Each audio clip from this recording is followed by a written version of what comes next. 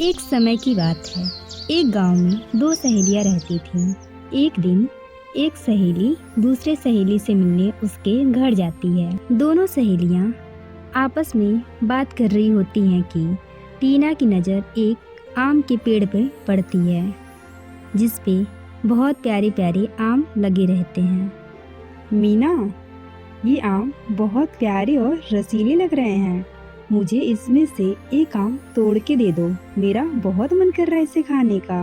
नहीं टीना, तुम ये आम ना ही खाओ तो अच्छा है, क्योंकि इसे जो भी खाता है उसका बच्चा छोटा का छोटा ही रह जाता है।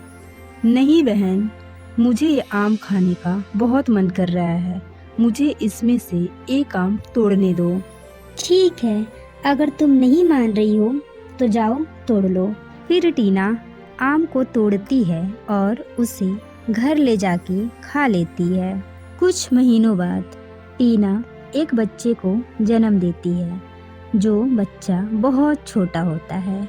ये देख के टीना का पति उमेश बहुत दुखी होता है। टीना, अगर तुमने उस दिन मीना की बात मान के उस आम को नहीं खाया होता तो आज हमें यह दिन नहीं देखना पड़ता और तुम इतने छोटे बच्चे को जन्म नहीं देती। कुछ साल बीत जाते हैं। बिट्टू की उम्र के बच्चे सारे बड़े हो जाते हैं, लेकिन बिट्टू छोटा का छोटा ही रह जाता है। ये सब देख के बिट्टू के माता पिता बहुत दुखी रहते थे।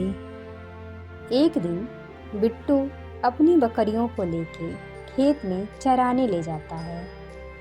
बिट्टू पास के पेड़ की छांव में बैठ जाता है।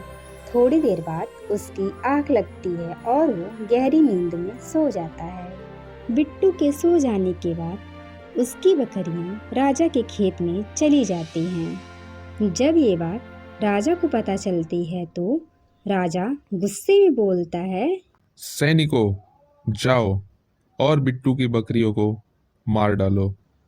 राजा के सैनिक बिट्टू की बकरियों को मार देते हैं।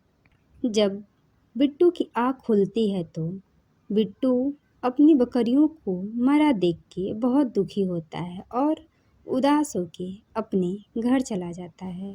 माँ, पिताजी, राजा ने हमारी सारी बकरियां मरवा दी। हे भगवान, ना जाने कब इस मूर्ख राजा से हमारे गांव को मुक्ति मिलेगी। इसकी मूर्खता तो दिन पे दिन बढ़ती जा रही है। आधी रात हो जाती है। बिट्टू अपने बिस्तर पे लेटे हुए कुछ सोचता है। राजा ने मेरी निर्दोष बकरियों को मारा है। मुझे उससे बदला लेना है, लेकिन मैं इतना छोटा हूँ कि उसका कुछ नहीं बिगाड़ सकता। पता नहीं भगवान ने मुझे ऐसा क्यों बनाया। तभी बिट्टू को एक आवाज़ सुनाई देती है। बिट्टू, मेरे दोस्त, तुम इतने उदास क्यों हो? ये कैसी आवाज़ है? कौन है यहाँ? बिट्टू, मेरे दोस्त, तुम डरो मत। मैं वही आम हूँ जिसकी वजह से तुम इतने छोटे हो और मैं तुम्हारी मदद करने आया हूँ। मुझे पता है उस मूर्ख राजा ने तुम्हारे साथ बहुत बुरा किया है। तुम परेशान मत हो, मैं तुम्हें बताऊंगा उस मूर्ख राजा से बदला कैसे लेना है। बिट्टू आम की बात सुन के बहुत खुश होता है और बोलता है, ठीक है, आप बताइए मुझे क्या करना होगा। ठीक है, ये लो सोने और चांदी के सिक्के। कल राजा के घर जाना और उससे बोलना। आम बिट्टू को सारी बात समझा देता है। अगली सुबह बिट्टू सोने और चांदी के सिक्के लेके राजा के दरबार में जाता है। प्रणाम महाराज, मेरी तरफ से ये भेंट स्वीकार कीजिए। अरे बिट्टुआ, तेरे पास इतने सोने और चांदी के सिक्के कहाँ से आए? मैंने तो तेरी बकरियां भी मरवा दी थी।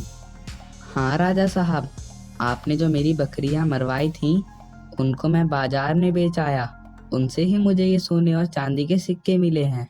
अच्छा बिट्टुआ, तूने मरी हुई बकरियों को बेच के इतना सारा सोना इकट्ठा कर लिया? हाँ महाराज, मैं तो कहता हूँ आप भी अपनी सारी भेड़ और बकरियां मरवा दीजिए। आपको तो और भी सोने चांदी के सिक्के मिलेंगे। राजा बिट्टू के बातों में आ जाता है और अपने सैनिकों को आदेश देता है। सैनिकों, जाओ इसी वक्त जाके अपनी सारी भेड़ और बकरियां मार दो और उन्हें बाजार में बेचकर ढेर सारे सोने और चांदी के सिक्के लाओ। कुछ घंटों बाद राजा के सैनिक बाजार से महल में वापस आते हैं और राजा से बोलते हैं। महाराज की जय हो। महाराज, हमारी एक भी बकरियां नहीं बिकी और लोगों ने हमें बहुत भला बुरा कहा, और तो और उन्होंने ये भी कहा कि तुम्हारे राजा मूर्ख हैं जो मरी बकरियां बेचते हैं। महाराज, हमें तो ये लगता है कि उस बिट्टुआ ने आपको बकरी के नाम पे बकरा बना दिया। राजा सैनिक से अपनी बेइज्जती सुन के बहुत क्रोधित होता है और बोलता है। सैनिकों, जाओ और इसी वक्त जाके उस बिट्टुआ का घर जला दो। फिर सारे सैनिक राजा की आज्ञा मान के बिट्टू का घर जलाने के लिए निकल जाते हैं। सैनिक जब बिट्टू के घर जाते हैं, वहाँ देखते हैं बिट्टू और बिट्टू के माता पिता कहीं गए हुए होते हैं। इसी बीच मौका पाके सैनिक उनका घर जला देते हैं। कुछ समय बाद बिट्टू और उसके माता पिता अपने घर आते हैं और अपना जला हुआ घर देख के बहुत दुखी होते हैं। बिट्टू ये सब देख के सब समझ जाता है और बोलता है।